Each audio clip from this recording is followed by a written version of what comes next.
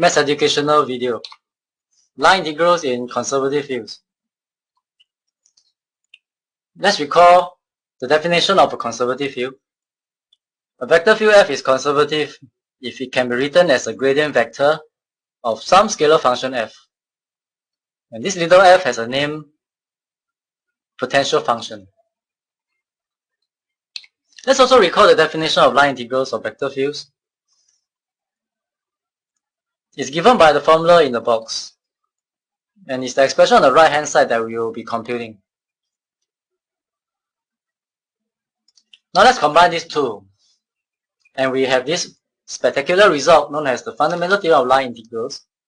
It says if you have a conservative field f with potential function little f, and you take 2 points A and B as shown in the diagram, A we call it the initial point and B the terminal point, and C is any path joining these 2 points, then the line integral of f over C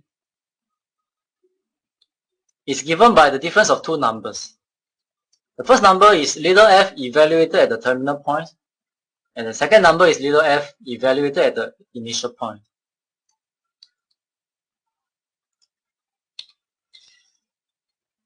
A quick consequence of this result is when the curve C is a closed path. A path or curve is closed if the initial point and the terminal point coincide. And when this happens, the line integral of f along C is 0. This is obvious if you look at the fundamental theorem of line integral. When the initial point and terminal points coincide, these two quantities on the right hand side of the theorem are equal, which is why the outcome is 0. Before we move on to the next slide, a quick remark on notation. If the curve is closed, a more commonly used notation is the one in the purple box. The same integral sign but with a little circle here. So keep this in mind. This is a notation that you'll probably see when you read calculus books. Let me make 3 important remarks about this theorem. First, let me elaborate the meaning of these two terms, little f evaluated at these two vectors. Let's be specific. Suppose f is a function of two unknowns x, y, and RA, RB will be two-dimensional vectors.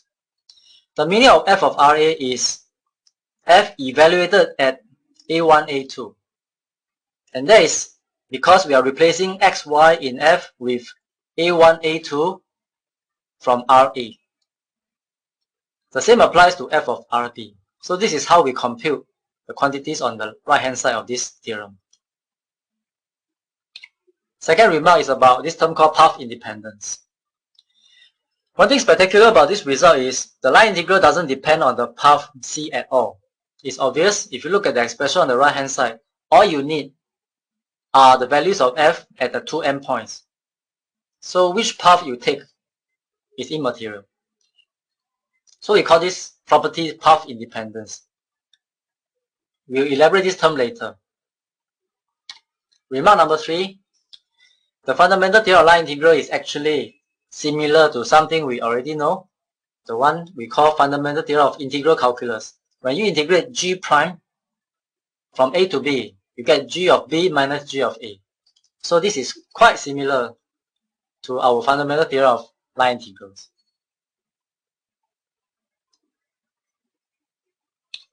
We end this video with a discussion on path independence. Here's a formal definition. Path independence is a property of a vector field. A vector field is said to be path independent if the following holds. On its domain D, you take any 2 points A and B, and you take any 2 paths joining A to B. Then the line integrals of f along C1 is numerically equal to the line integral of f along C2. So this is a very strong property because A and B are arbitrarily chosen, and so are C1 and C2.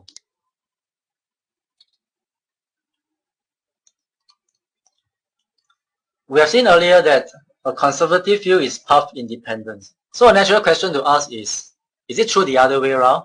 If f is path independent, will it be conservative? The answer is yes, provided additional conditions hold. So here's an important result which says a vector field is conservative if and only if it is path independent. The additional conditions are, number one, the component functions of f must be continuous. Now these are just technical stuff. Continuity is to ensure we can do the integration. And the region D must be not just open, but open and connected. Let me explain the meaning of connectedness. But before that, recall a set is open if it consists only of interior points. So for the case of a circle, D has to be the interior of this circle, excluding all the points on the circumference. As for connectedness, here's the formal definition. A set is connected if any two points can be connected by a path that lies entirely in the region, as shown in this diagram. Here's an example of a set that is not connected. Here the region D is A union B. It's the union of two disjoint sets. It's not hard to tell that this set D as a single set is not connected, because if you take one point in A and another point in B, there's no way you can find a path that lies entirely inside D. And that's because there's always a part of it that lies outside both A and B. So such a set is not connected. In a separate video, I will show you numerical examples on the use of the fundamental theorem of line integrals.